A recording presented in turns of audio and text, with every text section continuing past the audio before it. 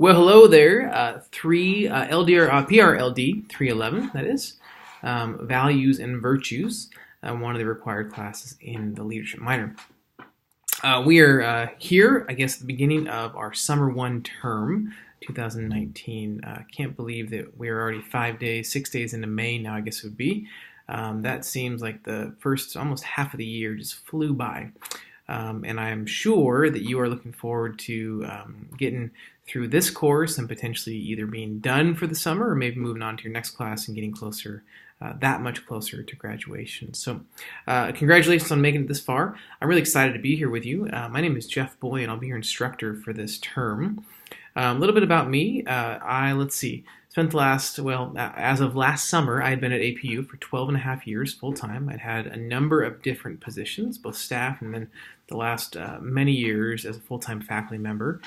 I've also been an adjunct professor dating back to 2011, where I started teaching for the Department of Marriage and Family Therapy. And now, as of last year, having left, I'm now leaving the year before. I've been an adjunct here in the Department of Leadership and Organizational Psychology for the last couple of years. I've taught all sorts of classes at the graduate level, undergraduate level face-to-face, graduate level online, and then here with the undergraduate level online as well. And actually, when I was in my full-time faculty role, one of them, as of somewhat recently, I oversaw the development of some of the online coursework for this program to be put online. So there's part of what my past has entailed. I'm currently full-time employed at the Claremont Graduate University, the Drucker School of Management over there, where I'm the Associate Director for Career Strategy. So I work with all the graduate business students to help prepare them for life after grad school. So I'm teaching a lot of content on kind of career development related coursework. In fact, I'm teaching a number of other courses this summer, all online. One for the Marriage and Family Therapy program, and then one for the Master of Arts in Leadership, along the ideas and within the content of leadership, about a vocation, and then career development theories and techniques. So really love teaching, taught a career and life planning class last semester for the professional leadership minor program. Just really enjoy this stuff. So if you have any questions about career development, about leadership, things that you maybe haven't gotten from other faculty or folks that you just kind of been curious about, that's really where I see my sweet spot, is within kind of the intersection of how does self-leadership, self-mastery connect with professional development and then the life that we live and the work that we do out there professionally and otherwise. So I'm here to support you. I'm here to be a resource to you. I'm here to give you kind of direction where we're headed. Online is an interesting animal, and the way that we've developed these classes and the content is unique as well. So we're really kind of more of a, I guess you could even say, how would I best describe it? I'm more of a cruise ship director, right? So I'm pointing you in the right direction. I'm helping to facilitate content, bring it in a way that's packaged. I really see myself as what you might even consider to be, sociologically speaking, an intellectual middleman or information broker, right? The information that we are going to look at in this class, the two books in particular, man, I love these two books, James K.A. Smith and David Brooks, are really some fantastic readings. We'll look at some other content as well, but the main two texts are those. Man, I can't wait to dive into this content with you. But what I look at it is this information is available to you, right? You could go out there and you could find it and you could read it on your own. And you could put it all together. But what we get to do in the academy is we get to get out and bring the content that's available to the masses and weave it together in such a way that it makes sense to the student, right? So we're looking through kind of all the weeds, and we're wading through, or maybe we're swimming through, the deep waters that maybe you don't need to know all of that content. But what we do want to do is we want to bring to you what we believe, based upon our expertise and the experience that we have and we bring to the table. We say, this is what I think is the most important. This is going to help us to think about values and virtues. And isn't it true that in this day and age especially, and becoming more so, that values and this virtuous living are so vitally important? And what a better place to facilitate that conversation than an institution like Azusa Pacific University, with a God First model that was saying we are distinct in the academic or educational approach that we bring, because we are going to look at this content through the lens of the evangelical Christian faith. So, and of all people to say, of course, Jesus was not just someone that had values and someone that was virtuous, right? He's the Messiah, he's the Savior, he's Son of God, he was perfect, but he does call for us to live such a life that's virtuous, right? The virtues based upon what Scripture lays out. So as we have this conversation, now, of course, this is not a discussion that we have. It's not a Sunday morning church service, but it is for us to look at and I think beg the question, how is it that living a virtuous and a values-laden life actually makes for better leadership, and I would say a better overall community, right? It makes, this idea of the common good, that we are at work to lead well, to take care of individuals that we have really the privilege to know, to work with, perhaps to supervise, to lead, and even this idea, what is leadership, right? I know we've talked about that a little bit in some earlier classes in the program, but how do you think about define it, and how do you define leadership? I mean, we have all of these different discussions. Just because you may not have a position or maybe even a title that would communicate, quote, leadership, does not mean that you are not leading people. Right, so Warren Bennis, formerly of the Marshall School of Business at USC, just the godfather of all things leadership. He was in cahoots with Peter Drucker, whose namesake my current employer adheres to, takes on. He says, Bennis said that managers do things right, but leaders do the right thing. Both are needed, he says. This is in his book, Why Leaders Can't Lead, I think is the title. Both are necessary.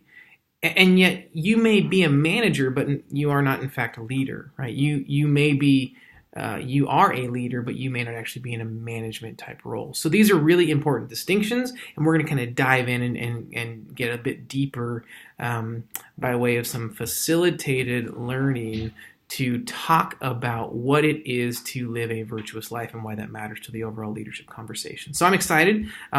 This week, we're kind of just easing in. We got some introductions, so who are you, and some questions in there. Read through the syllabus. I don't want to, do this big, long video and go over all sorts of content that's just going to bore everything out of you, because that's not really worth my time. It's not worth your time. I don't want to waste your time. I'm going to do a video probably once a week on Monday evenings. But I'm only going to go about 15 minutes. I'm not going to give lectures. Again, I'm really helping to facilitate the conversation around the content that I have operated as an intellectual middle person, right? An information broker to bring to the masses what's available to everybody, to bring to a microcosm here in this class. So I hope that you'll find it to be really enjoyable content. You're not going to agree with everything. That's fine. We're not asking you to do that, but we are going to hopefully pique your intellectual curiosity and make you think about things, and perhaps in different ways, and ask some questions that maybe you haven't asked before. I guess we could say in some ways, because of the class and the nature thereof, we're going to force you to think deeply about virtue, to think deeply about values, to think deeply about those that came before us that helped to kind of lay the foundational groundwork that kind of is this underpinning reality of what leadership is all about. And that's this moral leadership, right? We could get into a whole different discussion on toxic leadership. And I have a friend and former colleague, who used to say that if you are not he said, bad leadership is an oxymoron. There's no such thing. You're either a good leader or you're no leader at all. And then, of course, the conversation comes up, and, what about Hitler, and what about Mussolini, and, all these folks and Stalin, that, they were, from a leadership standpoint, they led lots of people. They led lots of people astray. Does that mean that they were not good? Well, how do we define good, right? Is it effective or is it moral? Is it efficient or is it virtuous, right? So these are conversations we have to wrestle with as you're figuring out, what do you think about leadership? How do you think about leadership? Why do you think these things about leadership? So what I want you to do is, I just want you to spend some time this week. I want you obviously to respond to the questions, read through the syllabus, very closely read through the syllabus. And I want you to discover, what is it that's not clear, right? So if you go to the home page, you'll see that there's the syllabus right there on the front. Click on that. You can actually download it, or you can just click on the little thing. It's got a piece of paper with a, whatever, the magnifying glass on it. It'll actually go to your computer. You can watch it right away.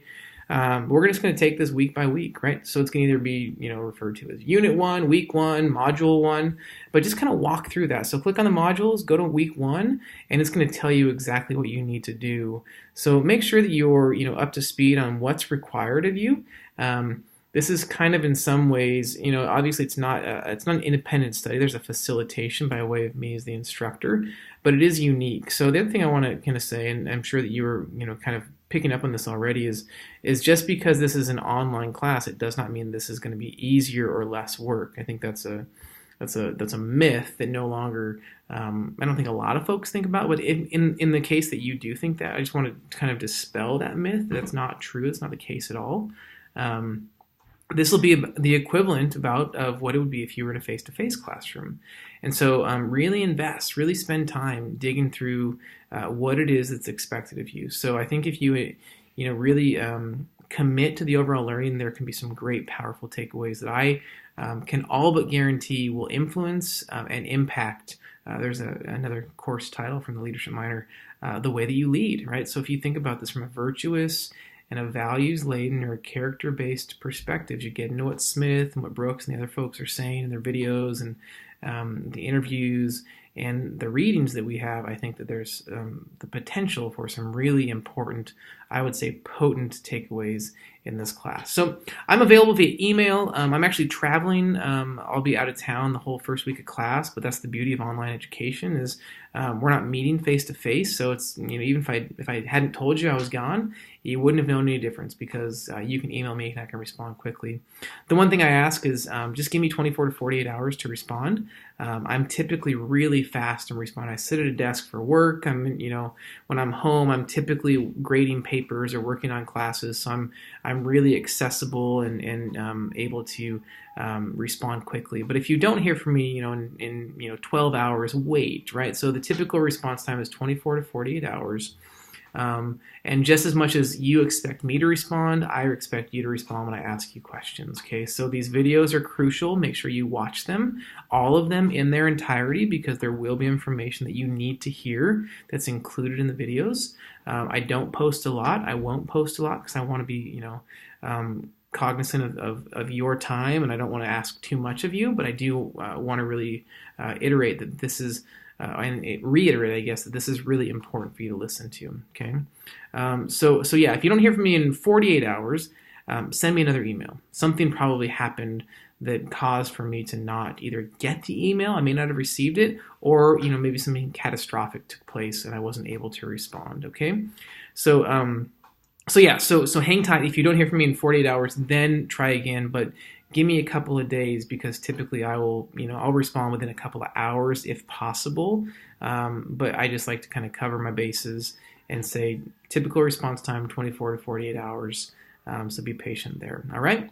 So if you have any questions, let me know. I'm looking forward to reading your responses, getting to know you, make sure that you're kind of adhering to everything that's expected of you in the communication. There's very clearly laid out parameters for your discussion modules and all of that.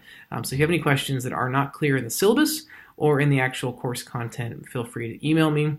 Or if you need to, we can set up a time to talk by phone or Zoom or Skype or Google Hangout or what have you. But I'm just here, just so you know, I'm here to support you and to encourage you and to kind of help you see how does all of this fit together. I think it's, like I said, great content.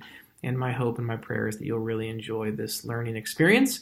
And I know that I have a lot to learn from you. And I hope that as I bring this content to this microcosm of our class, you will feel like as you walk away, you have learned a significant amount about virtue and value and character and how all of that connects to helping you to be the best leader that you possibly can be.